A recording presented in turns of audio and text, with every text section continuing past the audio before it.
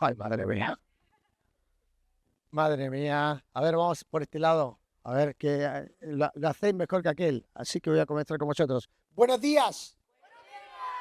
Muy bien, ¿eh? Bien, bien, muy bien. A ver si compensáis un poco. ¡Buenos días! ¡Esa! Al fin, muy bien. Ahora sí, vamos a comenzar en esta mañana nuestra última reunión del primer Winter Camp de Málaga. ¿Celebráis que la última reunión? Madre mía, yo pensé que iban a ser... Bueno, nada, vamos a comenzar en esta hora con el último mensaje de estos días que hemos estado viendo y hemos estado hablando acerca de pisar firme, de avanzar pisando firme. Y la verdad es que necesitamos tomar decisiones que transformen el corazón, como veníamos hablando. Esas decisiones que harán la diferencia entre cómo quizás llegamos o con aquellas cosas que luchamos y con aquellas cosas que tenemos que entregarle al Señor ya de forma definitiva, comenzando desde el corazón, comenzando de entregarle tu vida a Cristo para que Él sea tu Salvador personal, reconocerle como Señor, como Salvador de tu vida. Así que ahí comienza todo. A partir de ahí, mi andar en el Señor, dedicado, consagrado, renunciando a mí mismo, viviendo para Él, como decía Pablo, porque para mí el vivir es Cristo. Entonces, ahí comenzamos. Hablábamos ayer de trabajar también en nuestra comunión personal con Dios, que es día a día, constantemente, que está basada en la palabra, que no es simplemente una idea, un concepto que se infiere por estar en un contexto cristiano, sino que es personal y que está fundada en la palabra de Dios, en esa búsqueda de Dios, en tomar decisiones que me lleven a buscar a Dios, que me lleven a limpiar mi vida y realmente a hacer lo que Dios quiere que hagamos. Lo recto, como decía la Escritura. Pero vamos a terminar este tiempo hablando justamente de el último mensaje y que nos va a ayudar también a pisar firme en la vida, avanzar pisando firme. Y es trazar convicciones sólidas. ¿Sabes? Hace un tiempo atrás, seguramente muchos de vosotros que os gusta el cine y las películas, salió una película que hablaba de una persona ¿eh? que tenía convicciones tan sólidas y tan firmes que durante la Segunda Guerra Mundial él tuvo que tomar una decisión. Por un lado, él quería servir a su país. Por otro lado, él tenía convicciones que iban en contra de matar. Y entonces, inspirado en un hecho real, esta es la película. Miramos rápido. ¿Lo tenemos, Dani? Vamos. Ahí.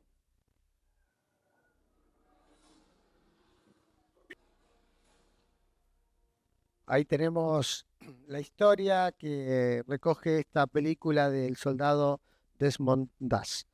Un hombre que decidió ser fiel a sus principios, a sus creencias. Un hombre que decidió, por otro lado, cumplir con su responsabilidad social, su responsabilidad también con los demás. Y allí quizás el hecho determinante fue cómo en aquella brutal batalla de Okinawa salvó a 75 de sus compañeros sin usar un arma. ¿No? ¿Por qué? Por convicciones. Entonces parece que vivimos en un mundo donde constantemente vamos cediendo, vamos entregando, vamos renunciando. Es decir, bueno, yo tengo un principio, pero si no te gusta, puedo tener este otro. Entonces vamos a adaptarnos al contexto donde estamos. Mi principio es no hablar de determinadas cosas, pero también, por supuesto, puedo adaptarme si este lugar o este momento lo exige. ¿Sabes? Tenemos que distinguir entre una costumbre y lo que es un principio o una convicción. Una costumbre, por un lado, es algo que simplemente hemos adquirido y está, que puede ser una costumbre personal. Una costumbre personal es levantarme temprano o levantarme tarde, como ella. ¿Vale? Entonces, eh, una costumbre, puede ser una costumbre familiar. Siempre recuerdo la historia que una vez escuché de un hombre que se había casado y cada vez que su esposa preparaba allí un pedazo de carne especial, ella cortaba el final y lo tiraba. Y entonces el esposo le preguntó, bueno, ¿por qué tiras ese pedazo de carne que está bueno? Dice, bueno, porque mi madre lo hacía así. Entonces, en cierta ocasión, habló con la mamá y le dijo a la madre, cuando estaba ahí en la casa de su suegra, suegra, una pregunta, al ver que ella estaba cocinando igual la carne y estaba cortando ese pedazo y lo estaba tirando, le dijo, le puedo hacer una pregunta, ¿por qué razón tira ese pedazo de carne que está bueno? Y dice, bueno, porque mi madre lo hacía así. Así que pasó el tiempo y fue a la casa de la abuela a comer y la abuela preparó el mismo trozo de carne. Y entonces la abuela hizo exactamente lo mismo, cortó ese trozo de carne y lo tiró.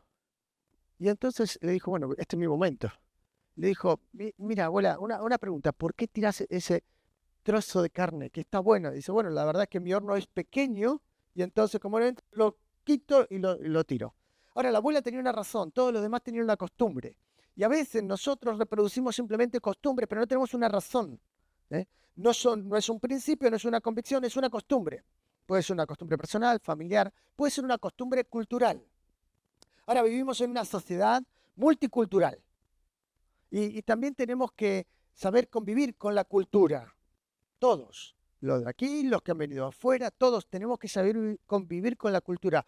Pero la cultura no puede ser mucho más fuerte que nuestras creencias y nuestras convicciones.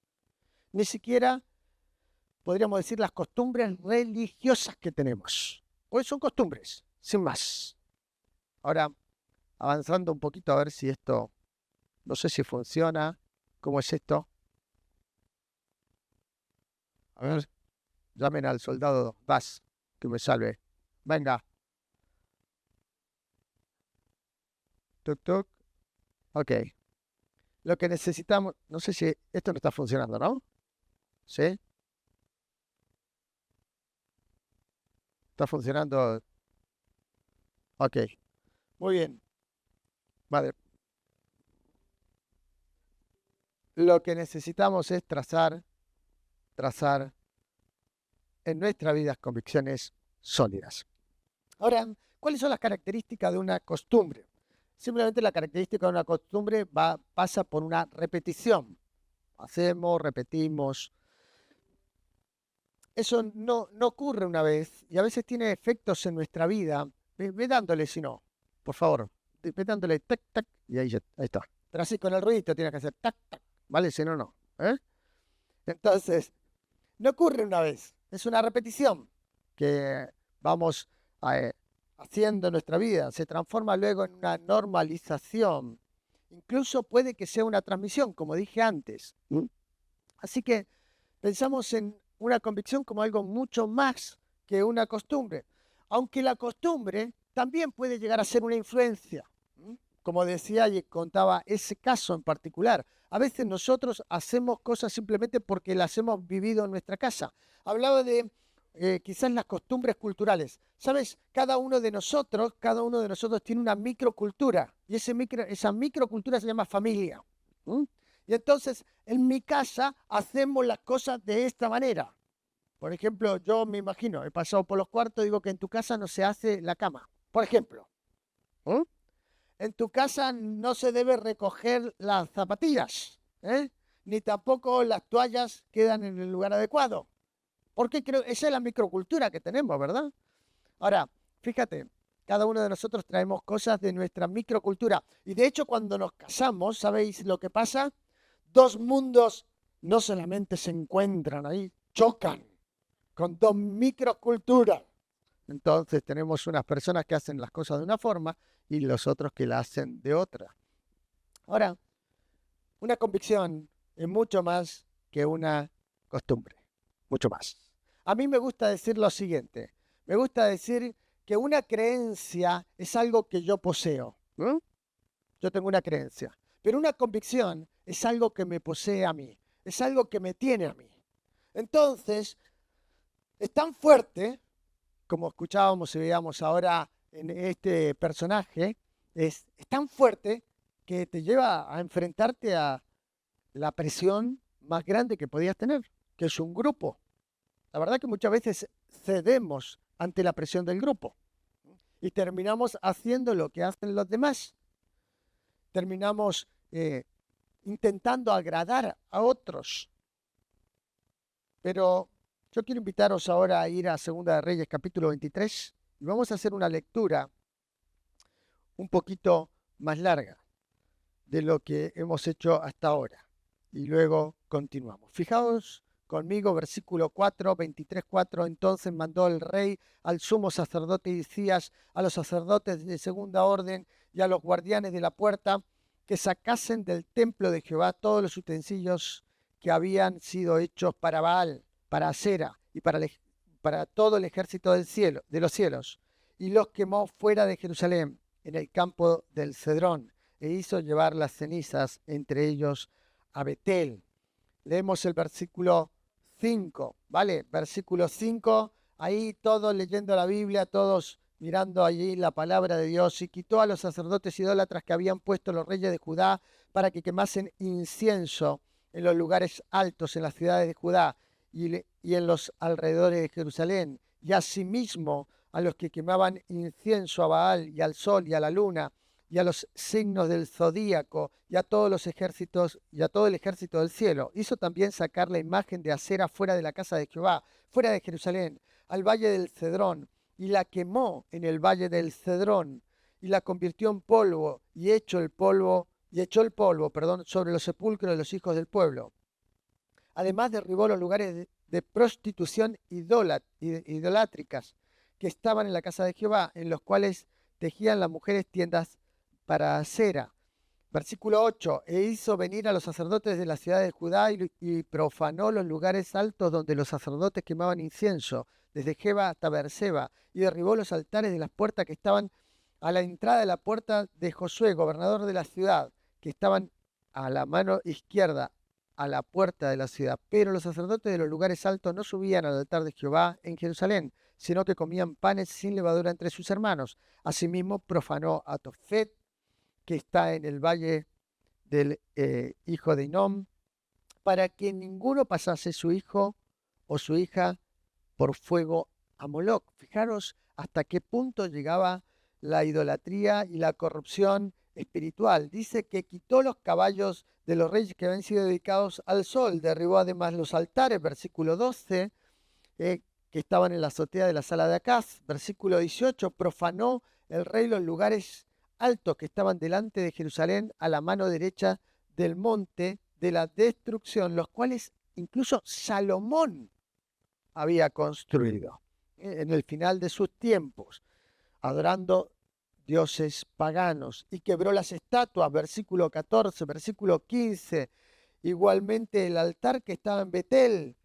Y dice versículo 16, y se volvió Josías, y viendo los sepulcros que estaban allí en el monte, envió y sacó los huesos de los sepulcros y los quemó sobre el altar. Limpió toda la tierra, como vieron y como hablábamos ayer. Después dijo, ¿qué monumento es este que veo? Y los de la ciudad respondieron, este es el sepulcro del varón de Dios que vino de Judá y profetizó todas estas cosas que tú has hecho sobre el altar. Esto es muy interesante. Allí en el capítulo 13 se profetizó acerca de la limpieza que iba a realizar Josías, y con su nombre específicamente. Y dijo, dejadlo, ninguno mueva sus huesos, y así fueron preservados sus huesos y los sepulcros del profeta que había venido de Samaria. Y seguimos leyendo todo lo que hizo en esa limpieza y cómo termina allí el versículo 25 describiendo a qué punto llevó toda esta acción. No hubo otro rey antes de él que se convirtiese a Jehová de todo su corazón, de toda su alma y de todas sus fuerzas, conforme a toda la ley de Moisés, ni después de él nació otro igual. ¿Sabes? Cuando pensamos en convicciones y pensamos en todo lo que esto no funciona, ¿vale? Ok. Él hizo un pacto de caminar en pos de Jehová, como veíamos ayer. Y ese pacto le llevó a andar en limpieza, en orden, delante de Dios. Pero ¿qué significa eso? Dale allí, Ve siguiéndome, Joan, con lo que voy diciendo y tú le vas dando, ¿vale? Ya no paro más. Que no permitiría que haya nada, absolutamente ninguna otra norma que determinaría cómo él iba a vivir. Él dijo, esta es la forma en la que voy a vivir. Esta es la forma en la que voy a trazar mi vida a partir de ahora. Esas convicciones le llevaron a desarrollar convicciones en el área espiritual, sí, pero que afectaba todo en su vida. Por otro lado, no solamente no iba a permitir que otra norma que nadie estableciese definiera su vida, sino también no habría otro nombre al cual dar gloria en él. ¿Sabes? Dios posee una gloria por la que no compite. Él no está compitiendo. A ver si tengo el corazón de él o no. A ver si él me va a dar gloria. Ay, por favor, que me dé gloria. No, Dios no está compitiendo con ello. Dios es poseedor de toda la gloria. Y él lo que espera es que tú y yo nos rindamos delante de él. ¿Sabes? Pienso en cómo hemos desvirtuado todo alrededor de nuestra vida, alrededor de nuestra juventud, alrededor de nuestros planes, y cómo el propósito de Dios queda distorsionado en nosotros. ¿Sabéis? Ayer cité un versículo, 1 Corintios capítulo 6, versículo 19. Y Pablo le está haciendo una pregunta a los corintios. ¿O ignoráis que vuestros cuerpos son templo del Espíritu Santo de Dios, el cual está en vosotros, el cual tenéis de Dios y no sois vuestros? Y luego va a decir, glorificad pues a Dios con vuestro cuerpo y con vuestro espíritu, los cuales son de Dios. ¿Sabes? Hay algo que Pablo está haciendo una pregunta retórica.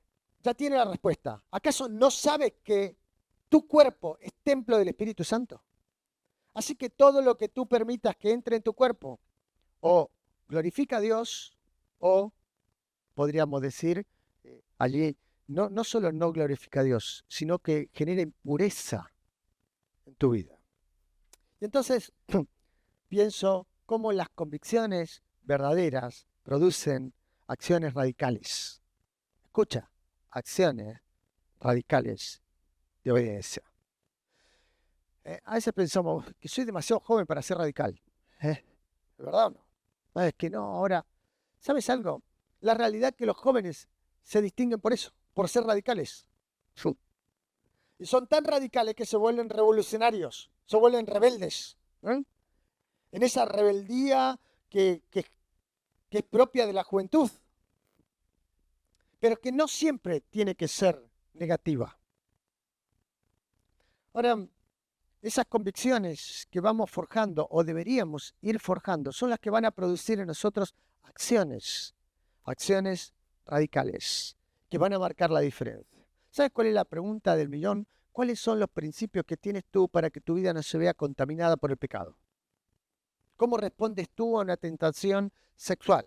¿Cómo respondes tú a la ira en tu vida? ¿Cómo respondes tú a tantas otras cosas que están allí? La pregunta del millón es, ¿cuál es tu respuesta para eso? ¿Qué argumentos tienes en tu vida? ¿Sabes? De pronto, Josías vio la situación y se puso a trabajar, puso manos a la obra. No esperó ahí a ver qué hago. No, esto está claro. Como decimos, blanco y en botella. Hay que empezar a limpiar todo. Y la verdad es que muchas veces, como decía ayer, hemos permitido que nuestra vida esté cohabitando entre el pecado y la santidad. ¿Cómo respondes tú a la presión de este mundo para contaminar tu cuerpo, tu vida, con todo tipo de sustancias, muchas veces que simplemente te van a perjudicar, que no te van a conducir a nada, que parece que es inocuo? No, esto no me afecta. Un cigarrillo, ¿qué es un cigarrillo? Un trago, ¿qué es un trago? No es nada. Aparte que culturalmente está bien. Y voy a decir algo, no es que estoy en contra no se debe beber, nada, no. Creo que hay una edad, creo que hay una madurez, creo que hay unos límites que no tienes que traspasar. Como igual con el sexo, cuidado, el sexo no es malo, es bueno. Pero Dios trazó eso en un tiempo específico y con la persona adecuada, tu esposo, tu esposa, en el matrimonio. Pero la presión, ¿no? La presión constante. ¿Cuál es tu respuesta a esas invitaciones que constantemente recibes para hacer lo incorrecto? ¿Cómo respondes a eso? Gracias, Jorge. ¿Cómo respondes tú en tu vida a esas ideologías? ¿Cuál es tu argumento? No, la religión no me lo permite. Eso es todo. Eso es todo. ¿Sabes? Necesitamos algo más. Tenemos un problema serio muchas veces porque no hemos tomado decisiones antes de que sucedan. Necesitamos tomar decisiones antes. ¿Qué voy a hacer cuando recibo una foto inapropiada en mi WhatsApp? ¿Qué voy a hacer? Se lo voy a mostrar a todos mis amigos. Oh, mira la foto. A todas mis amigas. Mira la foto. ¿Qué voy a hacer? ¿La elimino? ¿Bloqueo? ¿Qué hago? ¿Cómo respondo?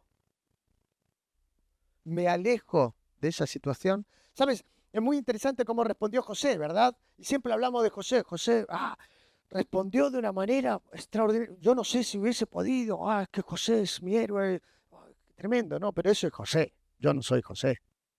José estaba allí constantemente y solo piensa en esto. Dice que la esposa de Potifar era constantemente, todos los días. Dale que te pego, dale que te pego. Otra vez, acuéstate conmigo. Acuéstate. No, acuéstate conmigo. Y dijo, ¿cómo voy a hacer eso yo? ¿Cómo voy a pecar contra Dios? Y dice que cuando ella se asió de él, cuando ella lo tomó, él se fue de allí huyendo, dejando sus ropas en aquel lugar. Ahora, voy a decirte algo, eso no fue para bien para él, porque después lo acusaron de algo que no hizo, terminó 2 años preso.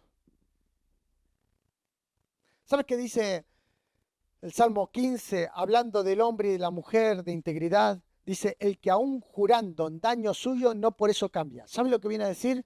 El que aún cuando él, dice allí, algo que lo va a perjudicar delante de los demás, quizás, porque lo van a juzgar, porque lo van a condenar, porque lo van a... Dice, no, esto es lo que voy a hacer y no voy a cambiar. El que aún jurando en daño suyo, no por eso cambia. Recién veíamos la imagen de este hombre, ¿verdad? ¿Qué le llevó? Se llevó una paliza. Se llevó una paliza. Lo acusaron de cobarde. Le dieron una paliza. Sin embargo,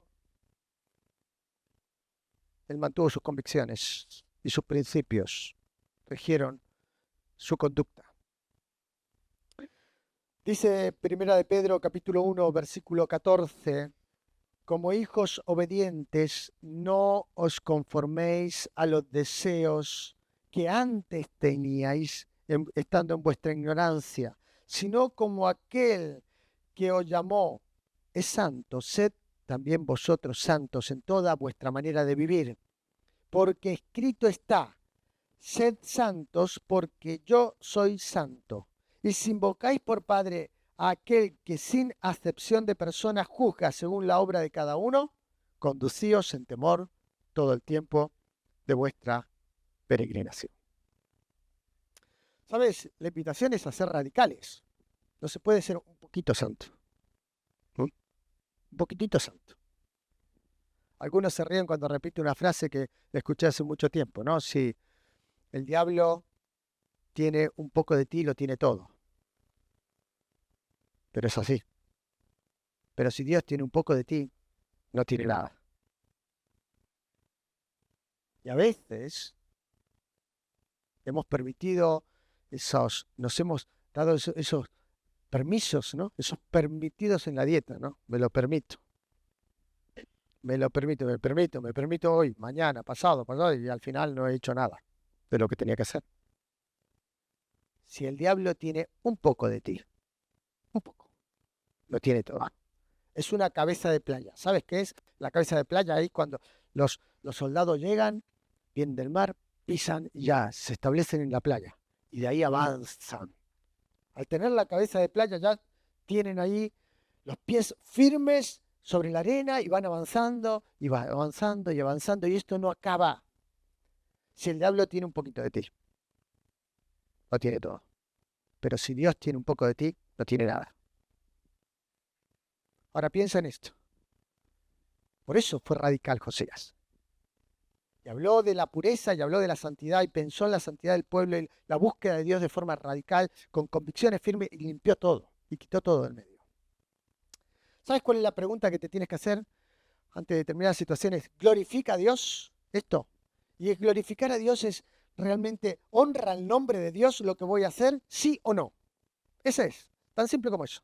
Honra el nombre de Dios lo que estoy haciendo, lo que estoy mirando, lo que estoy hablando, con quienes estoy, en el lugar donde voy. Honra el nombre de Dios, sí o no. Dios estaría orgulloso, si podríamos decirlo así, de mí por estar hablando de esto, por estar haciendo esto, por estar en este lugar. ¿Glorifica a Dios? ¿Sí o no? Por otro lado, tienes que pensar, y es consecuencia, ¿edifica mi vida? ¿Realmente me aporta algo bueno? Esto que estoy haciendo, que estoy hablando, que estoy pensando, que estoy planificando, ¿realmente edifica mi vida? ¿Me aporta, me hace mejor persona o no? Delante de Dios. ¿Sí o no? Por otro lado, lo que te tienes que preguntar en medio de todo eso, ¿es una aportación positiva al cuerpo de Cristo? ¿Sabes algo? Todos nosotros que hemos creído en Cristo como nuestro Salvador personal, dice la Biblia que somos miembros los unos de los otros y todos respondemos a la cabeza que es Cristo, así que somos el cuerpo de Cristo. Y no solamente los que estamos aquí, los que están en otro lugar y los que se reúnen hoy en domingo en la iglesia, y fijaos que unos vienen de aquí muy cerquita y otros vienen de más lejos y otros han cruzado un océano para estar aquí y todos pertenecemos al mismo cuerpo y todos somos miembros los unos de los otros y todos tenemos una responsabilidad mutua. Ahora, eso que estoy haciendo, eso que estoy pensando, eso que estoy planificando, la manera en la que me comporto, realmente aporta algo positivo al cuerpo de Cristo. Los que me ven en el cuerpo de Cristo dicen, ¡wow! ¡Qué bendición! ¿Dicen eso? Y ahí es donde entran las convicciones de nuestra vida que tienen que marcar la diferencia. Fijaos, cuando pensamos en Josías, las convicciones de Josías nacieron desde la verdad. Son convicciones nacidas desde la verdad. Hay algo que constantemente estamos escuchando y son las mentiras de Satanás. Es así. Son mentiras de Satanás que poco a poco se van filtrando, se van infiltrando en nuestra vida, como la humedad, ahí poquito a poco. Parece que no. Y hoy no se ve, y hoy no se nota, pero poco a poco va entrando y se va filtrando en nuestra vida al punto tal que nos acostumbramos. Y nos acostumbramos al punto tal que a veces ni siquiera nos damos cuenta de las humedades. ¿Os habéis dado cuenta de eso? Ya estaba. Y al principio quizás la vimos, una manchita, y después ya no la vimos. Y la pared está destrozada, pero ya no la vimos, porque nos acostumbramos. Así pasa. Ahora, las convicciones de Josías nacían desde la verdad de Dios y de lo que Dios esperaba de su pueblo. Dije que lo que encontraron fue el libro de la ley, encontraron el libro de Deuteronomio. Ahí se vuelven a mencionar lo que conocemos como el decálogo, ¿no? Los 10 mandamientos, y dentro de ellos estaban: no tendrás dioses ajenos delante de mí. Así que había principios, convicciones, que lo llevaron a actuar. ¿Sabes? Pensar la importancia de, por supuesto, conocer la verdad. Necesitamos conocer la verdad. Y muchos de vosotros, cosas que decimos, no son nuevas. Conocéis la verdad. El tema es qué hago con ella. El tema es qué hago con esa verdad. A veces simplemente entramos en una dinámica y nos olvidamos que conocer la verdad es una parte, pero conocer la verdad no cambia tu conducta. Solo es información, a menos que decidas que regirá tu vida y se transforme en una convicción. a menos que decidas que lo que conoces sea lo que va a regir tu vida, simplemente es información, nada más. Entonces tú puedes llegar al grupo de jóvenes, a la iglesia, abrir tu Biblia, estar en el campamento e interesarte en lo que Dios dice e informarte. O rendirte delante de Dios y dejar que Él forje tu vida.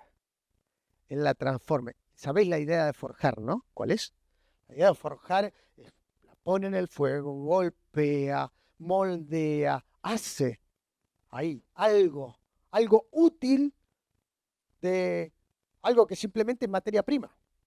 Seguramente algunos de vosotros habéis visto esos programas de televisión donde hacen ahí con hierro cosas, esto y aquello, que al principio es entretenido, pero después ya, ¿eh? Pero ahí está. Dice, le dieron un pedazo de hierro y mira lo que ha hecho.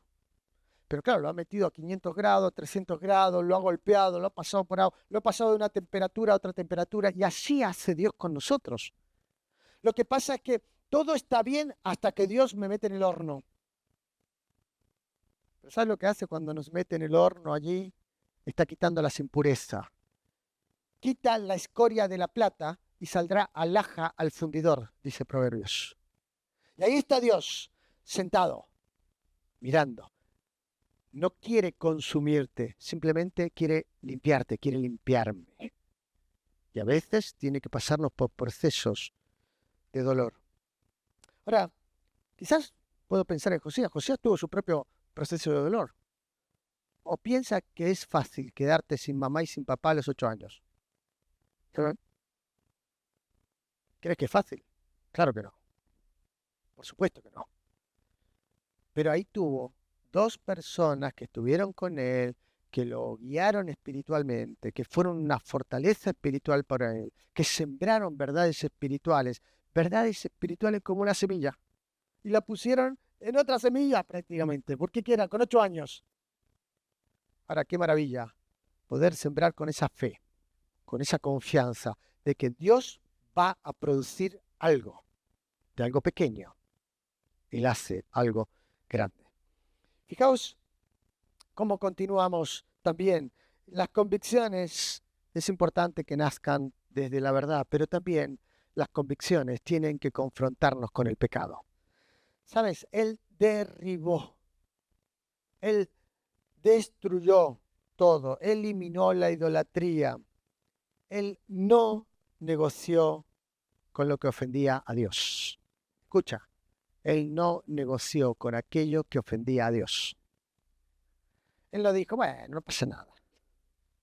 Piensa en cuando vas al médico.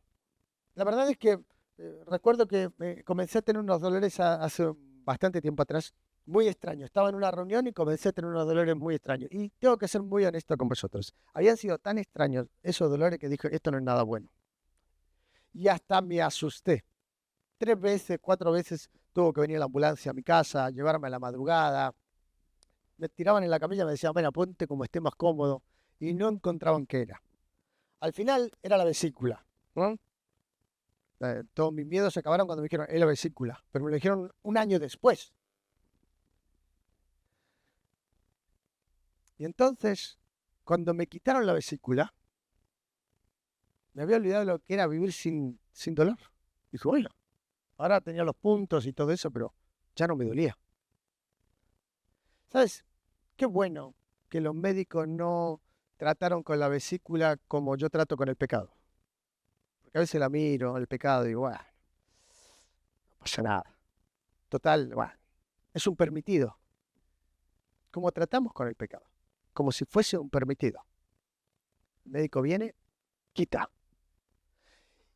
Y es verdad que el proceso o el momento puede ser doloroso, pero luego hay alivio, ¿no? Luego viene el alivio. ¿Sabes? Josías no ni maquilló, ni dulcificó, ni nada que se le parezca, ni negoció con el pecado. No, no, no, no. Él lo eliminó. Lo eliminó.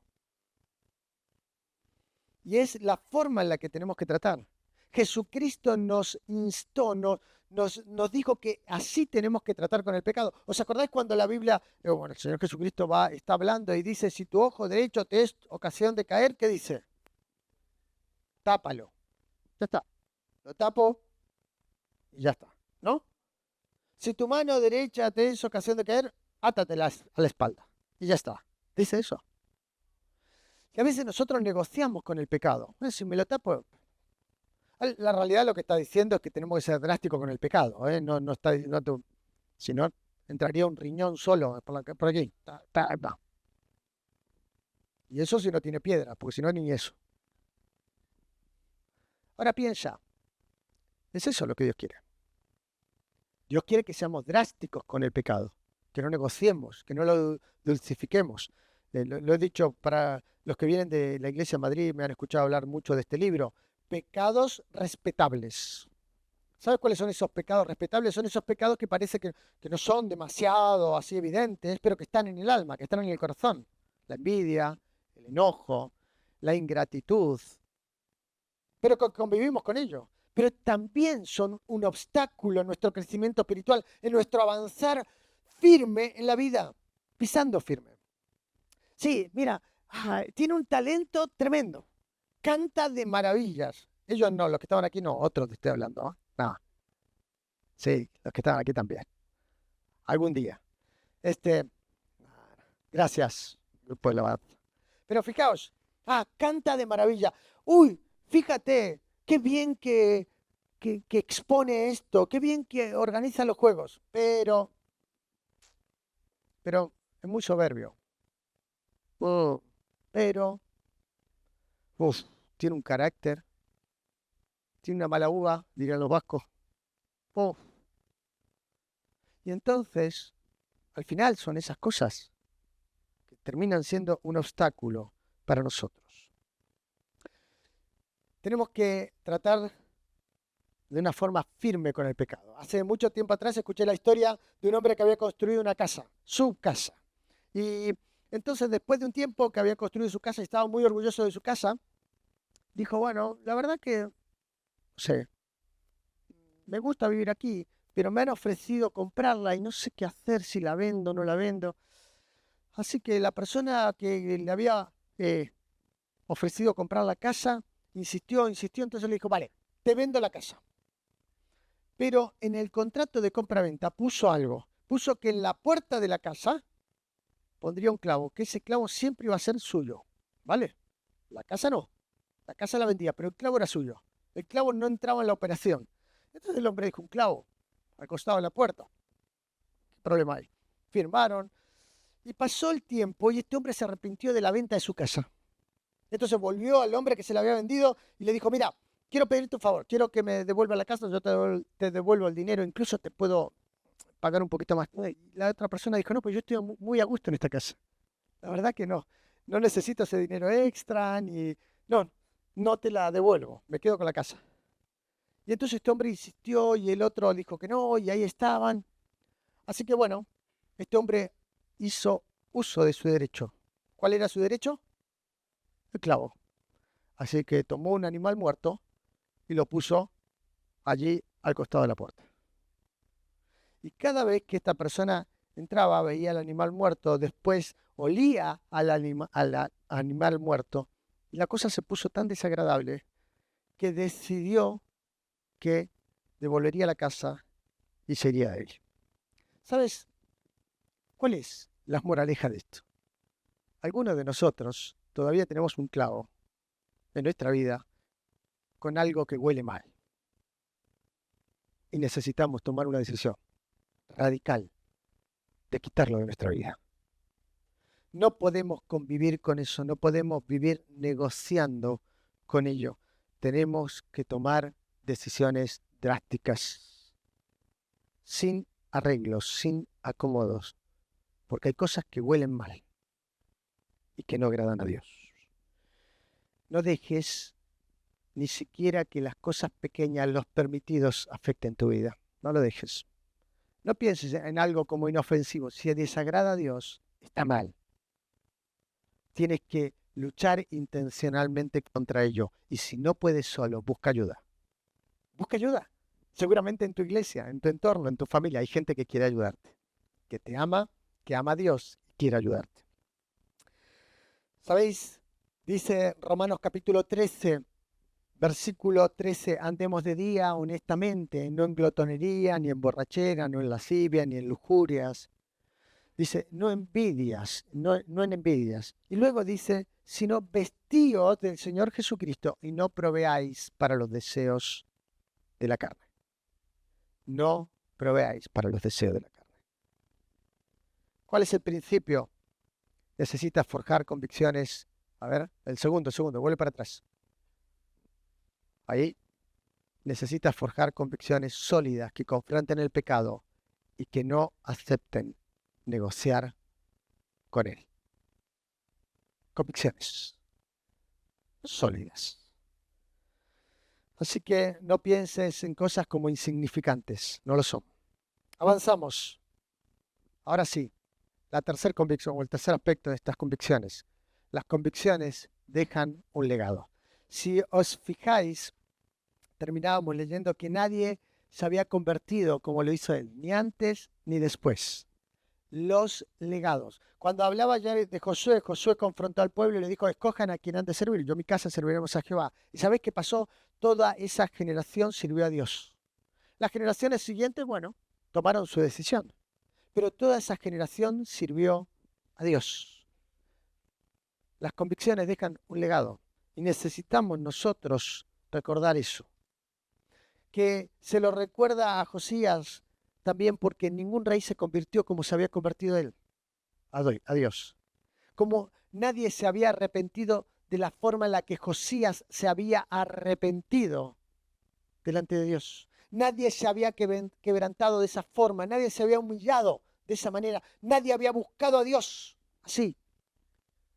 Nadie antes ni después. Esas convicciones los llevaron a dejar una huella indeleble, que no se borra, que permanece. Quizás si yo preguntase ahora el nombre de vuestro bisabuelo, ¿sabéis alguno? Yo no me acordaba ni el de mi abuelo, imaginaos. Sin embargo, el nombre de Josías permaneció hasta nuestros días. Qué maravilla, ¿no? ¿Por qué? Por lo que hizo y por lo que fue. ¿No?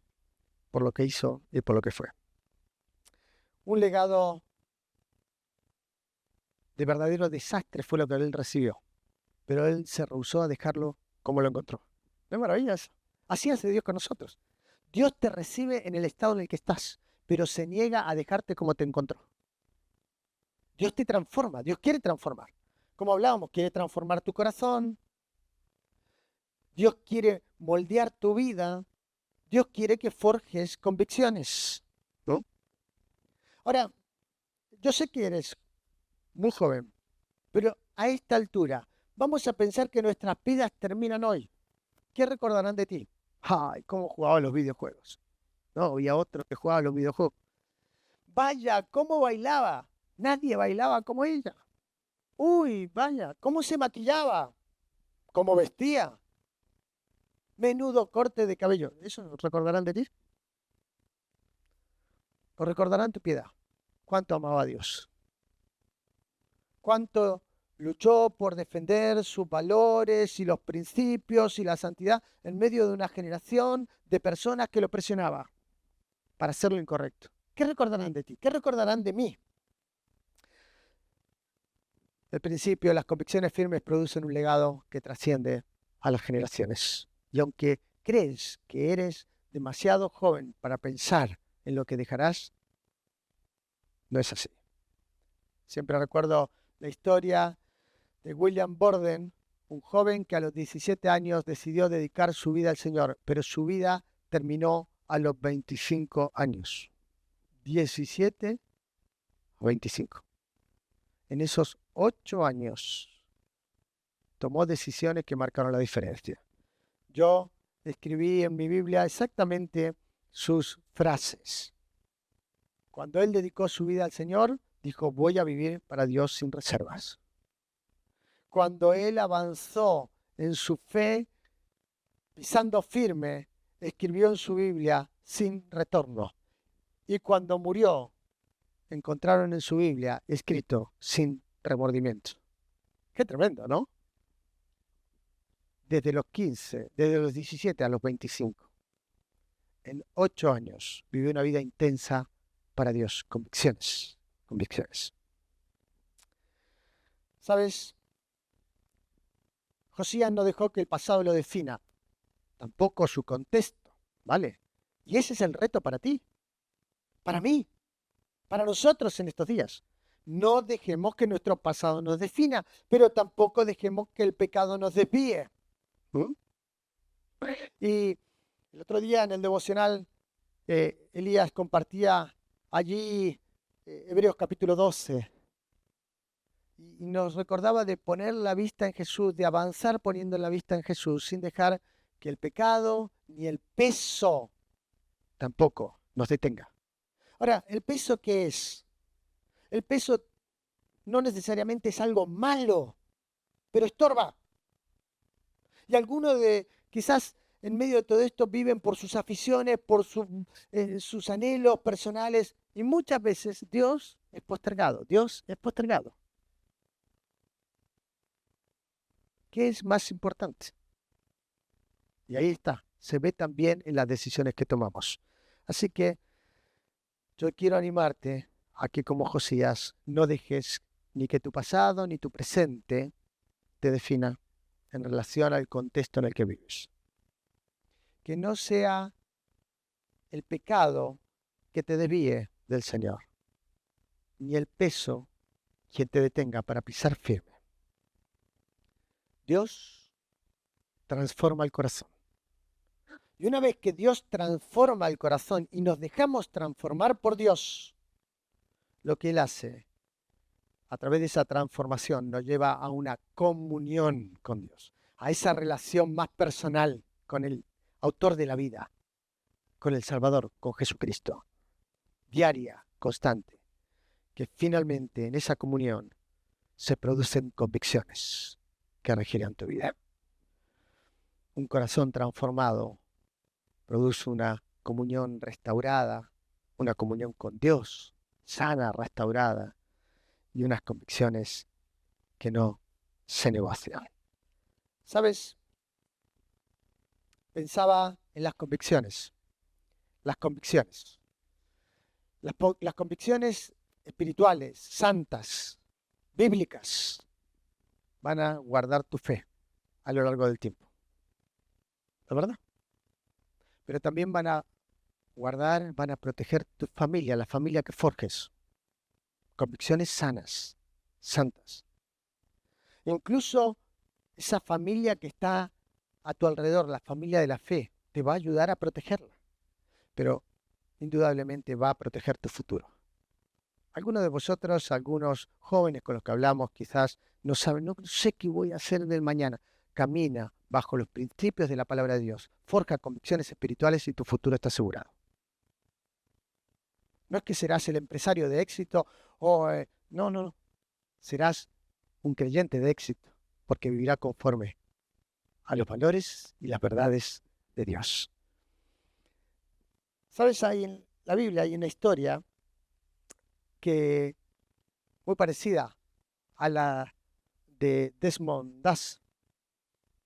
No en el aspecto de que salvaron mucha gente, pero sí que sus convicciones los definieron, los regieron de tal manera que estas personas guardaron no la costumbre, sino las convicciones familiares. Esos son los recabitas. Los recabitas están allí en Jeremías capítulo 35 y Dios quiere enseñarle al pueblo, a un pueblo desobediente, un pueblo que abandonaba a Dios, un pueblo que abandonaba la palabra de Dios, un pueblo que constantemente luchaba con su fe. Le dice, bueno, ve a la casa de los recabitas y haz esto. Llévalos al templo y sírveles vino. No había nada de malo, ¿verdad? Entonces los recabitas fueron y cuando les sirvió vino dijo, no beberemos vino. ¿Sabes por qué? Porque ellos habían recibido de el padre de todos ellos, de Jonadab. Habían recibido la siguiente instrucción. Primera instrucción, no van a beber vino. Segunda instrucción, no van a plantar viñas. Tercera instrucción, no van a construir casas, cuarta instrucción, iban a vivir en tiendas como beduinos, como personas que iban de un sitio para otro, como peregrinos en este mundo. Y aunque estaban muy vinculados al pueblo de Dios, a la tribu de Judá, y convivían con ellos, en ningún momento hicieron nada de eso como se lo había mandado su padre. Y entonces Dios dice, fíjate, los recabitas que recibieron una orden de su padre y la mantienen. Y este pueblo que recibió una orden mía de pureza, de santidad, de búsqueda, me rechaza. ¿Sabes? Los recabitas son para nosotros una gran enseñanza de gente con convicción. Nunca haremos tal cosa por honrar la memoria del Padre. ¿Y tú qué harás? ¿Qué harás para hacer la diferencia? Yo os invito en esta hora a cerrar vuestros ojos para orar. Y allí en tu corazón decidas qué harás con todo lo que has escuchado. ¿Quieres ser un creyente que avanza pisando firme? Pues díselo a Dios. Allí en tu corazón. Allí donde está. Dile, Dios, quiero decidir avanzar pisando firme. Quiero un corazón transformado que te agrada. Una comunión, Señor. Quiero trabajar en mi comunión y quiero trazar convicciones para avanzar pisando firme. Dile así en tu corazón. Dios, resuelvo ser diferente. Ahí en tu corazón, donde estás, díselo a Dios. Dios, resuelvo ser diferente. Dios, toma el control de mi vida, de mis debilidades y de mis fortalezas. Si esa es tu oración, así como estás con los ojos cerrados, si esa es tu oración, si has hecho tu oración a Dios, decidiendo avanzar pisando firme en tu fe cristiana, resolviendo ser diferente y diciéndole a Dios, toma el control de mi vida. Yo te invito a que así como estás, te pongas de pie donde estás. Ponte de pie. Si esa es tu oración, ponte de pie. ¿Alguien así? Este es el momento. Quiero orar por ti. Amén. Gracias a Dios. Amén. Gracias a Dios. Gracias a Dios. Amén. Gracias al Señor. Amén. Qué bonito. Gracias a Dios. Amén. Resuelvo ser diferente. Decido avanzar pisando firme. Amén. Gracias a Dios. ¿Alguien más que hace esta oración al Señor? Toma el control de mi vida. Amén. Gracias a Dios. No es para mí, es para Dios. Dios toma esta actitud, la recibe y la confirma Él. Así que si esa es tu oración, ponte de pie. ¿Alguien más? Amado Padre, gracias por esta mañana. Gracias por estos días, donde no hemos visto simplemente la vida de un rey, un buen rey, sino también hemos visto sus valores.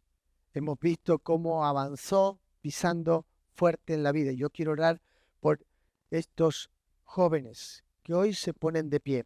Y no se ponen de pie delante nuestro, se ponen de pie delante de ti, Señor. Yo te pido que confirmes esta decisión en sus vidas, que la afirmes en sus corazones, que el Espíritu Santo la traiga una y otra vez a su mente a lo largo de este tiempo, que cuando sufran la presión, cuando sufran la dificultad, Señor, que ellos mismos puedan recordar por la obra del Espíritu Santo lo que prometieron delante de ti. Señor, toma el control de sus vidas, que puedan avanzar pisando firme, que puedan resolver realmente ser diferentes en sus hogares, en sus iglesias, en los lugares donde estudian, trabajan, donde los lugares que frecuentan. Señor, que puedan ver a Cristo en ellos. Gracias por esta decisión. Gracias por poder verles de pie. Y Señor, oramos para que a lo largo del tiempo podamos verles permanecer de pie delante de ti, Señor, para tu gloria y para tu honra, en cuyo nombre oramos. Amén. Que el Señor os bendiga. Podéis tomar asiento.